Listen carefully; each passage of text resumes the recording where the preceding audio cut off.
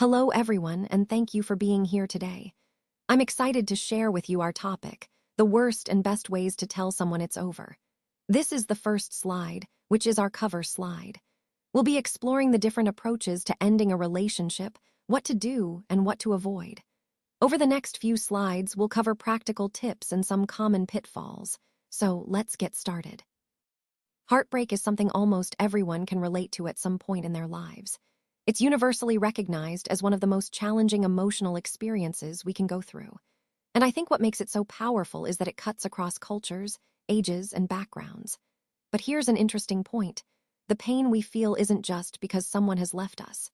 It's more complex than that. The intensity of that suffering isn't solely linked to the fact that we've been left behind. There are deeper emotional and psychological layers involved. And understanding this helps us realize that heartbreak isn't just about loss. It's about how we process that loss and how it impacts us on a deeper level.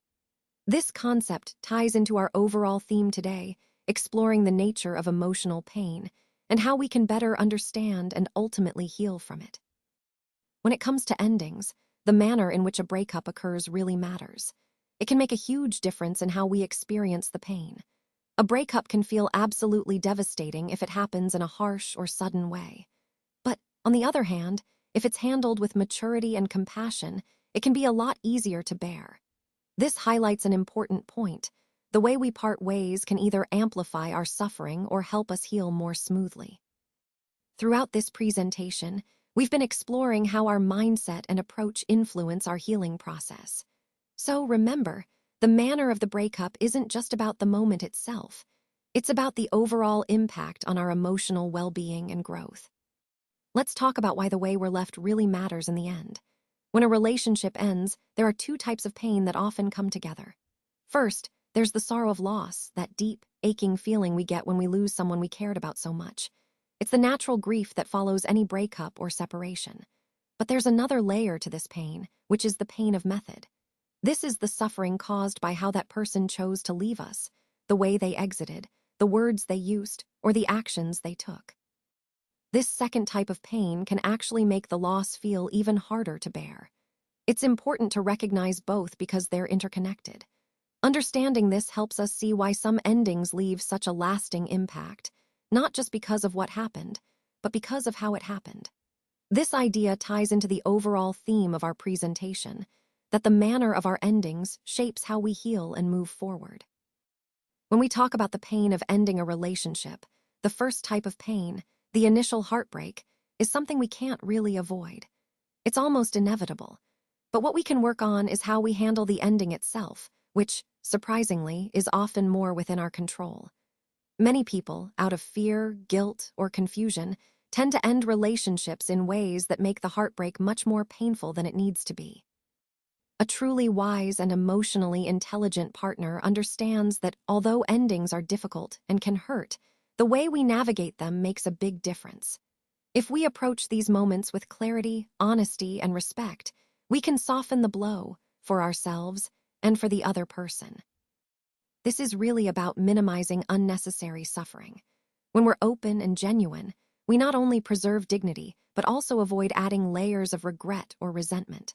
So, the key takeaway here is that while we can't always prevent the pain of a breakup, we certainly can control how we handle it to make it as respectful and compassionate as possible.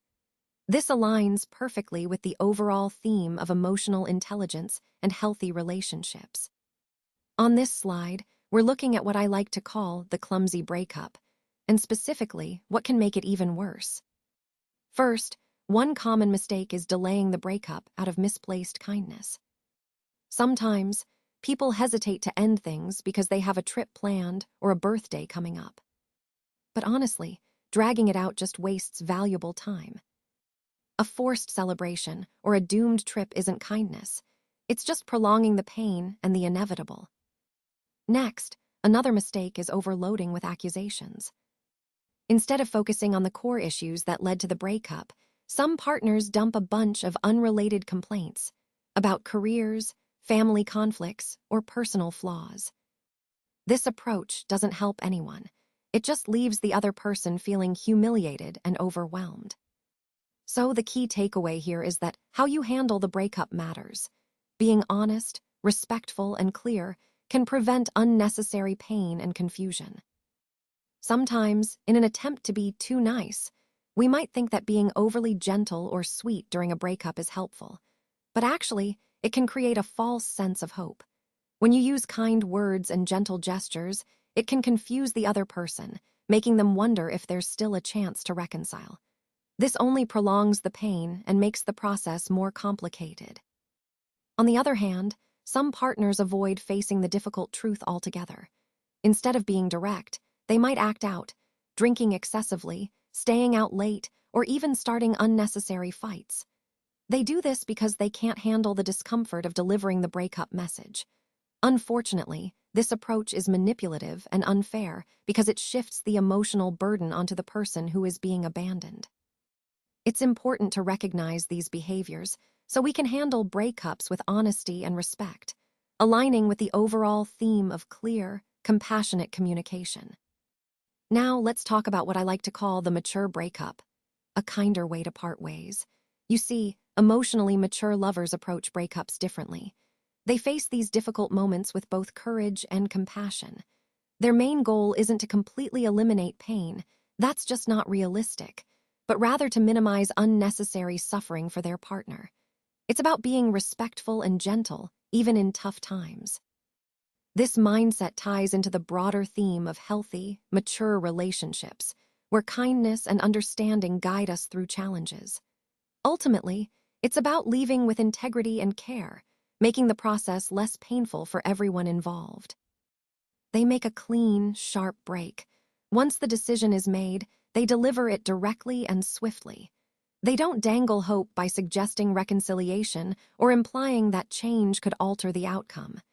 Clarity might be painful, but false hope is far worse. They focus on explaining, not accusing. Mature partners tend to frame the breakup in terms of incompatibility rather than personal failure.